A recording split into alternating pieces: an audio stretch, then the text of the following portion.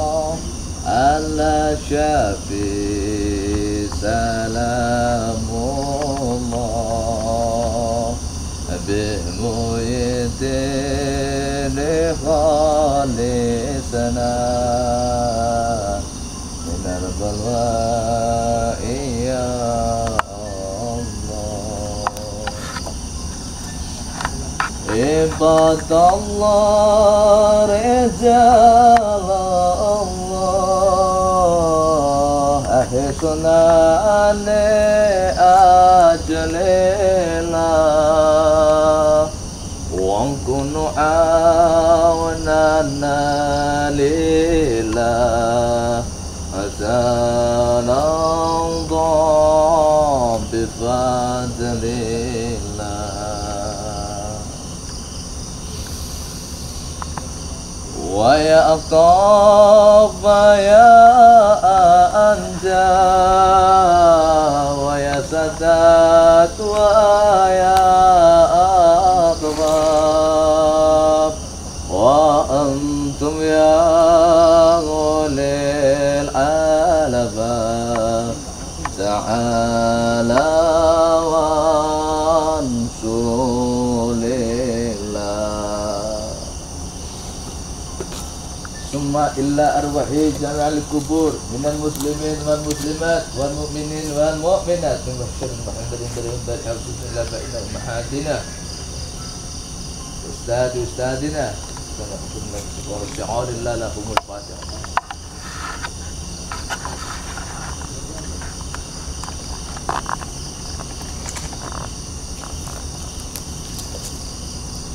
Ya, untuk semua para pemirsa, para saudaraku, salam santun untuk semua yang ada di sana, yang jauh di sana.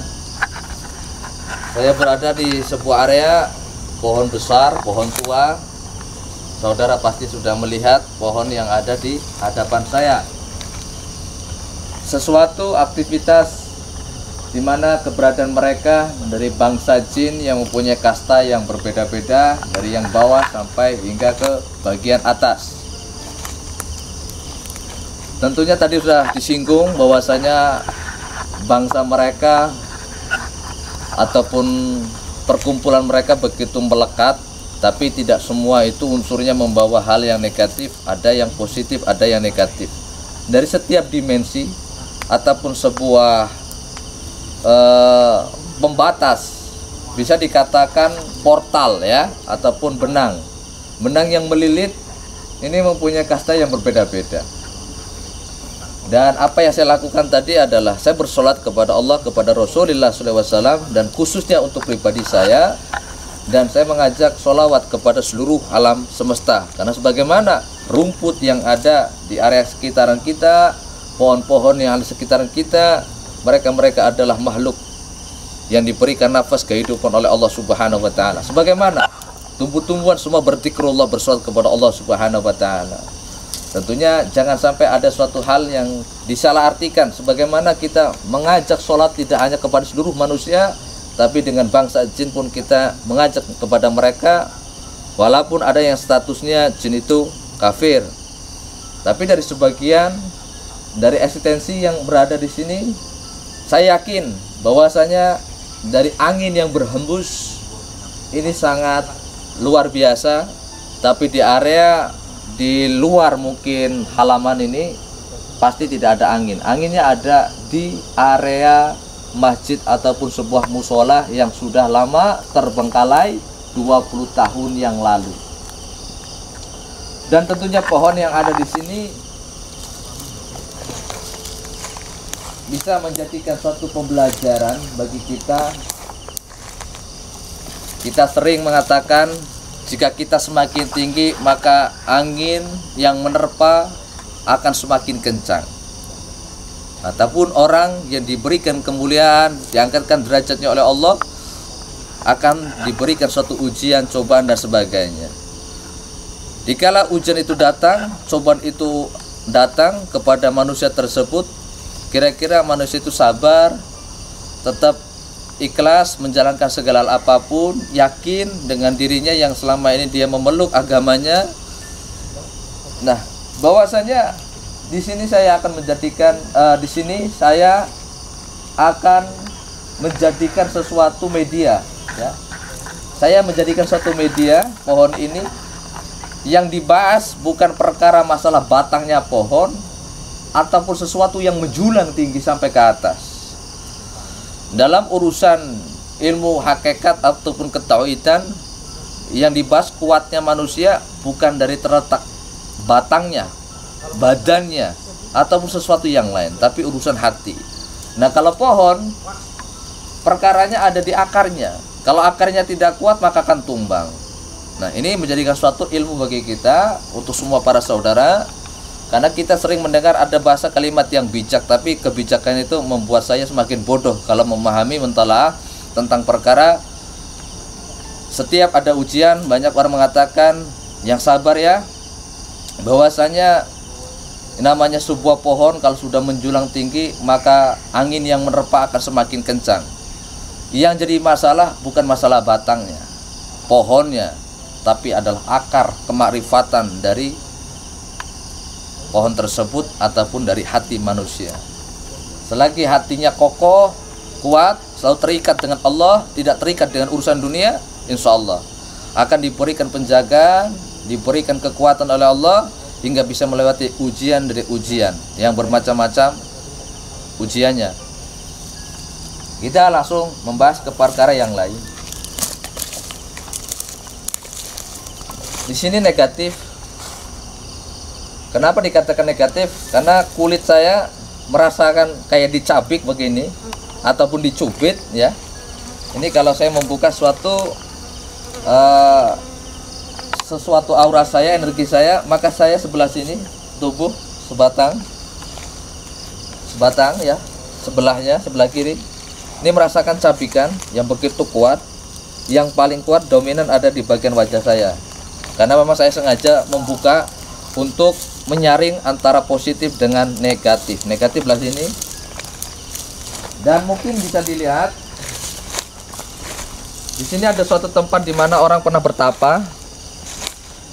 Mungkin dulu ataupun yang lalu-lalu, bulan-bulan yang lalu, minggu-minggu lalu, mereka sering melakukan ritual, ya. Sering melakukan ritual di tempat ini. Tapi dengan bismillah, dengan kehendak Allah Subhanahu wa taala, wahai para makhluk jin, kehadiran saya ingin silaturahim, ingin mendoakan kalian semua yang ada di tempat ini. Tidak ada tujuan untuk mengusik ataupun ganggu bangsa kalian. Maka saya datang ke tempat ini ingin mendoakan kalian semuanya. Jika kalian berada di tempat ini, di area tempat ini, sekitar area ini, tunjukkan eksistensi kalian, kehadiran kalian, perwujudan kalian. Ya Allah.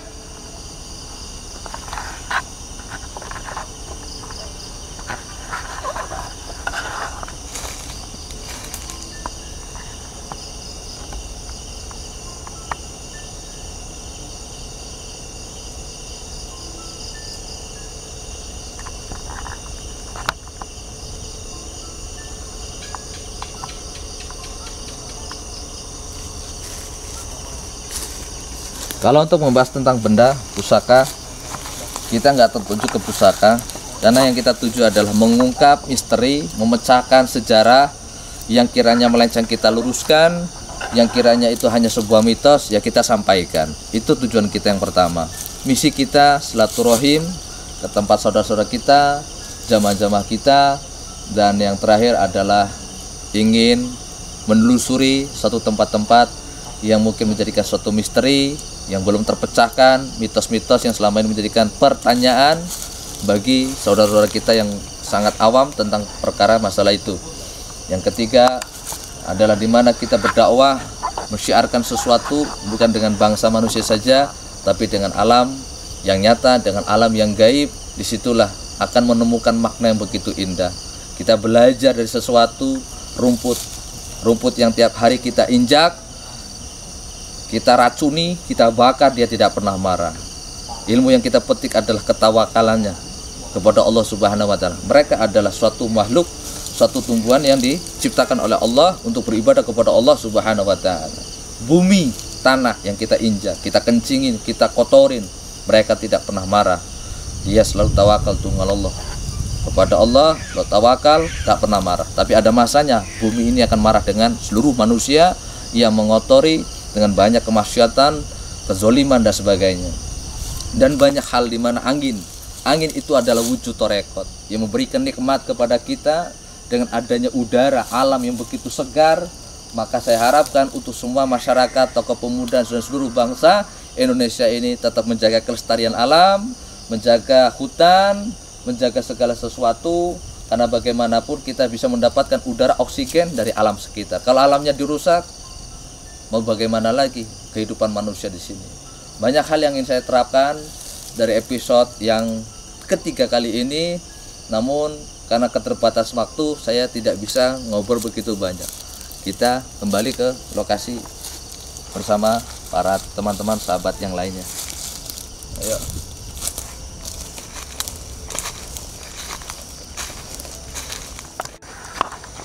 Oke, buat sahabat-sahabat semua, teman-teman semua yang ada di sana yang menyaksikan video ini. Malam ini kita di Gunung Tabuan. Konon cerita masyarakat di sini sering terdengar sebuah suara gendingan gamelan yang itu ada di Gunung Tabuan. Kemudian tadi sudah ditelisik oleh Gus Azhar, di sana ada sebuah pohon berukuran besar. Saya tertarik dengan adanya yang ada Gunung Tabuan. Jadi tadi ada sedikit cerita dari masyarakat sekitar, bahwasanya ada siluman berwujud separuh manusia dan separuh hewan. Tepatnya sapi, kata beliau begitu. Jadi sedikit cerita dari saya hasil dari menelisik dari gaib yang saya lihat di Gunung Tabuan tersebut. Ini kita buka. Jadi di situ ada sebuah seperti kerajaan. Jadi ada sebuah kerajaan gaib yang mana di situ ada sebuah gerbang pintu masuk. Jadi pintu masuk ini ada dari beberapa tempat. Ada di sebelah sana ada pintu masuknya, ada gerbangnya, dari sebalik gunung yang sebelah sana pun ada gerbangnya. Tapi ada pusatnya itu di sebelah ini, di depan saya ini, di bawah gunung ini. Jadi info dari masyarakat sekitar ada gua. Jadi ada gua. Tepatnya yang saya lihat adalah sebuah kerajaan. Jadi kerajaan tersebut setiap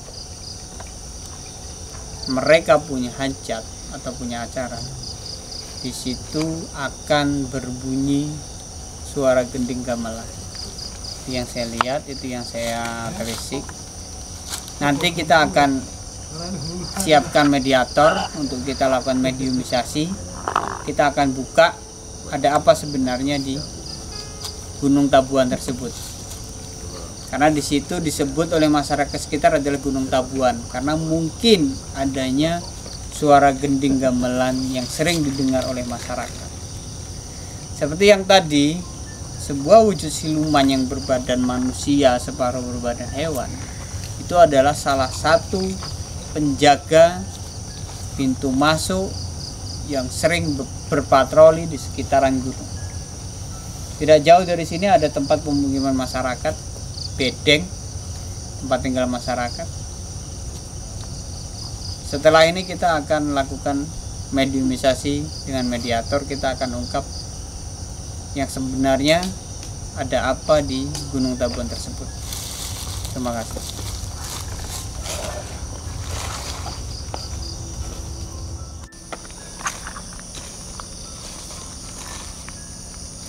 Udah. Kita coba ungkap yang ada di Gunung Tabuan. Coba kita panggil sosok siluman yang penjaga yang berbadan manusia dan hewan.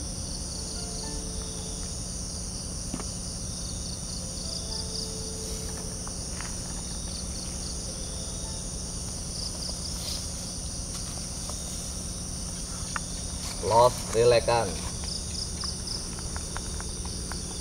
Mas balik. Mereka los orang remel.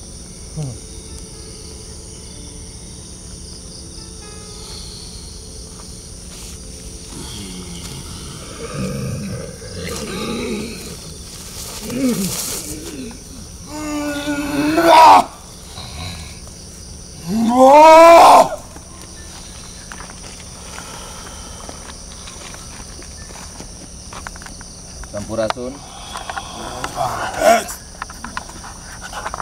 bisa komunikasi dengan bicara dengan siapa?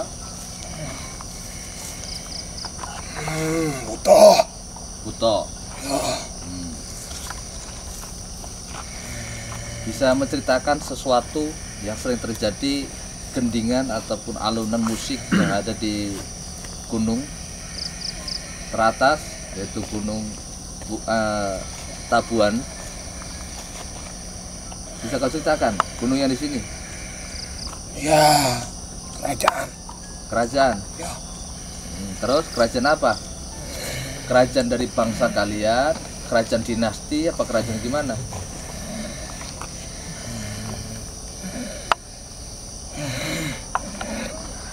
Ya, Nah, punya kerajaan. iya kerajaan itu. Nah, itu kan kerajaan itu punya nama. Apa kerajaan di masa Pajajaran, kerajaan apa? Kan banyak. Apa ini aja hanya suatu istana jin yang bisa dikatakan adalah istana dinasti dari kelompok ke kelompok. Asli kerajaan Pajajaran. Kerajaan Pajajaran yang menjadikan sebutan dikatakan di sini kerajaan Pajajaran. Siapakah dulu seorang makhluk ataupun seorang manusia yang membawa sesuatu dakwah ataupun syiar di masa dahulu hingga beliau membangun suatu istana, yaitu kerajaan yang saat ini dikuasai oleh, diliputi ataupun yang dikuasai oleh kalian.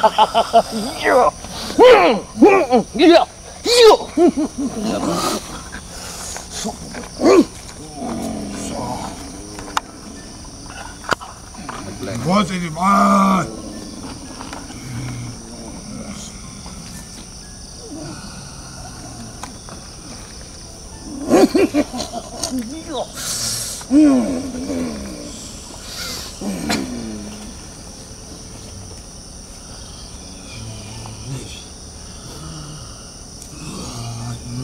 Aku sudah melihatku yang adulah.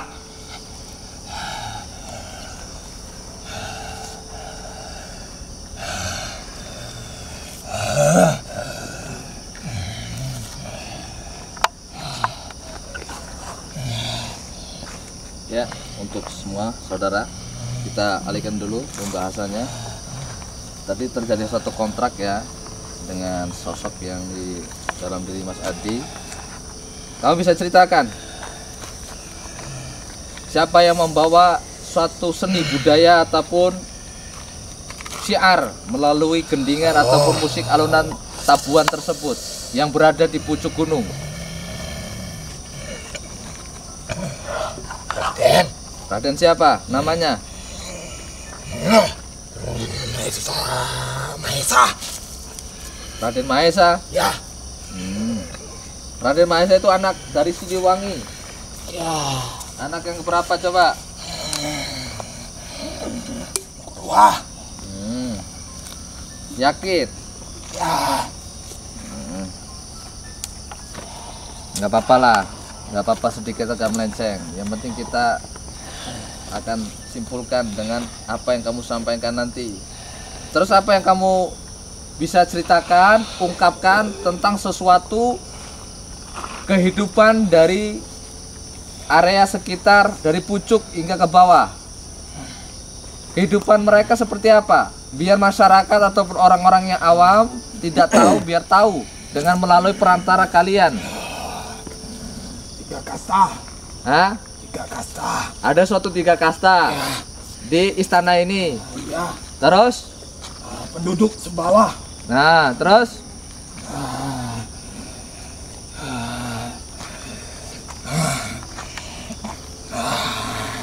abdi kerajaan tengah, raja atas.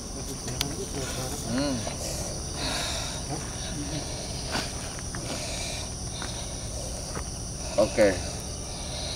Jadi saudara, kalau dilihat nyambung ke Pajajaran, ya kita Bismillah ya Bismillah. Karena memang saya ngelihat ada maung juga sih di area dari pendopo tersebut di sebelah kanan kiri. Karena posisi dinasti atau suatu kerajaan ini masih berbau dengan Hindu dan Buddha.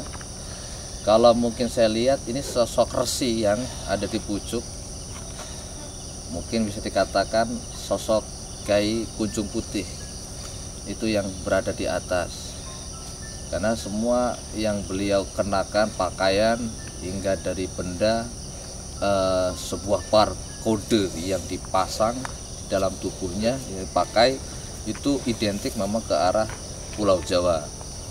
Dan saya mau ceritakan sesuatu, kedatangan saya baik. Yang kedua adalah tidak mengusik.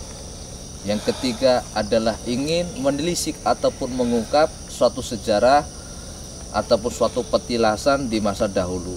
Siapa tahu dari cucu ke cucunya yang tidak tahu masalah yang di sini, biar umat manusia ataupun makhluk manusia yang ada di alam jagat dunia ini biar tahu tentang masalah petilasan ataupun sejarah yang berada di daerah ini, yang menyangkut termasuk Gunung Tabuan. Dan ini kan sering terjadi sesuatu alunan musik ataupun gendingan, hingga dari pihak masyarakat sering mendengar. Itu ada sebuah acara apa ini yang dilakukan di sana? Acara rutin. Acara rutin. Ya. Acara rutin gimana? Kan ada namanya acara yang seperti apa? Acara pernikahan kah? Upacara adat kah? Apa gimana? Acara adat. Terus yang posisi masuk ke dalam tubuh anak ini, kamu namanya siapa?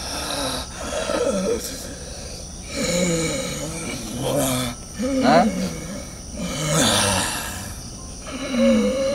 Sampurasul. Ya. Ini rambutnya sedikit agak terurai di depan mata, sedikit ada kumisnya, agak tebal tapi jamblang. Terus pakai tali ikat kain hitam, rambutnya memanjang. Terus kalau dilihat memang saat ini menggunakan suatu benda pusaka yang memang nggak begitu besar, dan pakaiannya sangat identik dengan ciri khas yang ada di daerah sana, masuk dimensi sana, masih menyambung memang di daerah Jawa.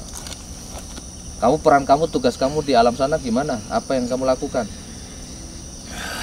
Mengayomi. Mengayomi. Ya. Mengayomi seperti apa? Masyarakat. Banyak masyarakat di alam kamu Ya. sana.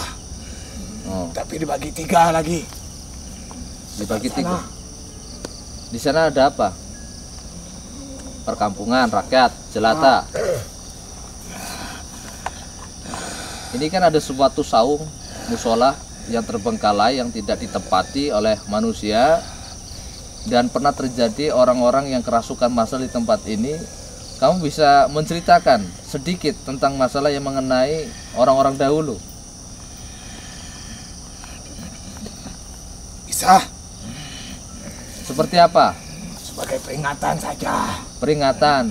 Saya emang membiarkannya. Kamu membiarkannya seperti apa? Ngomong yang jelas. Saya membiarkannya melihat saja, tidak mengganggu, tidak merusak, tidak mengapa-ngapa. Terus yang membuat mereka hingga lalai lalu kerasukan itu siapa pelakunya? Itu yang ada di pohon tadinya. Sekarang tidak ada lagi. Kok bisa nggak ada lagi? Hah? Terbakar. Terbakar? Terbakar ngapa? Cahaya mengelilinginya tadi. Semuanya pergi. Terus?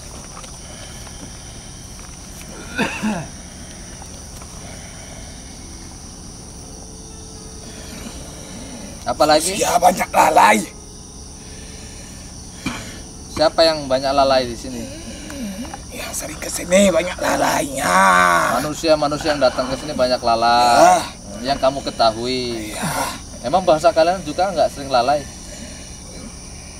Hah? Emang jin kayak ataupun bangsa kalian memang nggak pernah lalai? Selalu lalai. Sama aja mau manusia. Mau manusia, mau bangsa kalian tetap banyak kelalaian. Kamu kan hadir masuk ke dalam tubuh manusia ini dengan tujuan saya kan ingin mengetahui seberapa besarnya suatu istana singgasana yang ada di pucuk gunung dan yang mengenai suatu alunan musik yang ada di area tersebut, termasuk yaitu di kerajaan kamu. Hah? Kamu ini kan sesuatu bangsa jin yang sosoknya berada di area halaman saja, bukan yang tinggal di dalam. Kamu termasuk dikatakan penjaga saja. Di sana. Hah? Jaga di sana. Ngayomi juga. Oh. Ya, masyarakatnya. Terus?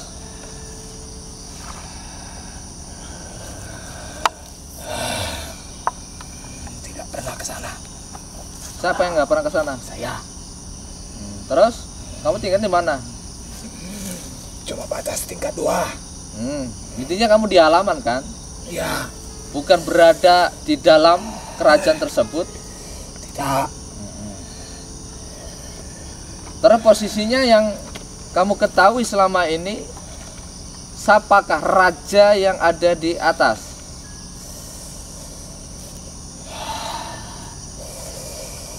Tetap Hah? tetap Raden Ya Raden siapa? Mahesa.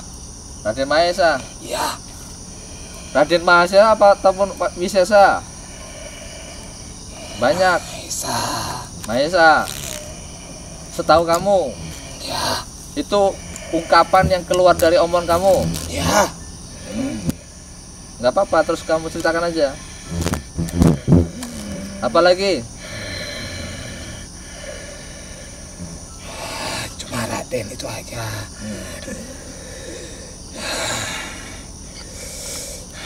Nggak ada yang kamu sampaikan lagi selain itu? Hah? Di sana ada kerajaan juga kecil. Tapi tidak ada hubungannya sama sini. Nah, Itu aja. ya udah kamu keluar ya. Jadi itu saudara, nanti akan saya simpulkan kalau tidak melalui closing nantinya di pondok secara mungkin secara mulut saya ataupun sesuatu yang mungkin saya sampaikan langsung di depan kamera, kalau nggak melalui penjelasan secara closing yang lain-lain untuk menyimpulkan perkara ini, mungkin nanti ada suatu teks, info-info ataupun sesuatu yang akan saya luruskan percakapan mereka ataupun siapakah sosok yang menempati singgasana kerajaan yang ada di pucuk gunung. Dan yang kedua, kerajaan ini namanya kerajaan apa, silsilahnya bagaimana, insya Allah nanti saya akan riadu dulu, karena ilmu tanpa diriadu itu tidak akan sempurna. Maka untuk kamu sendiri saya nggak bisa lama-lama, saya keluarkan dulu ya. Saya keluarkan dulu kamu kembali kepada tempat kamu. Keluar.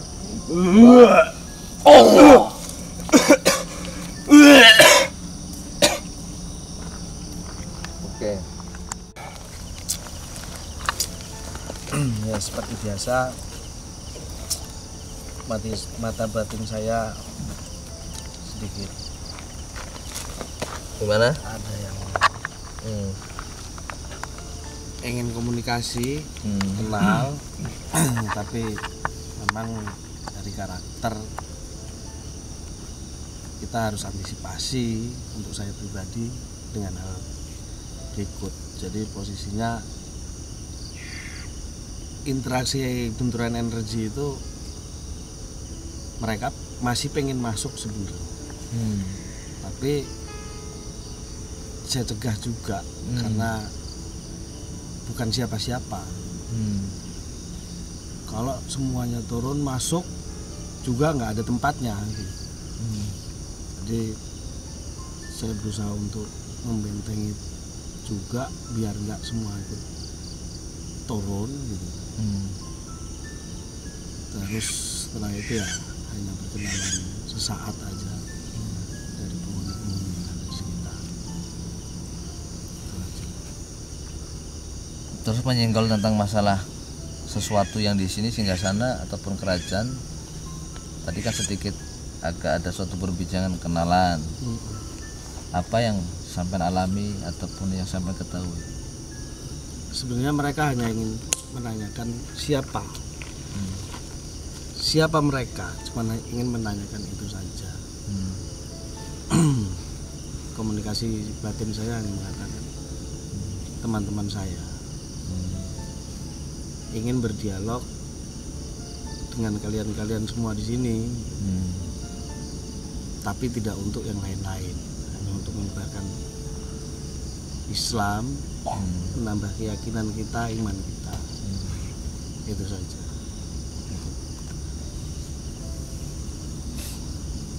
Oke.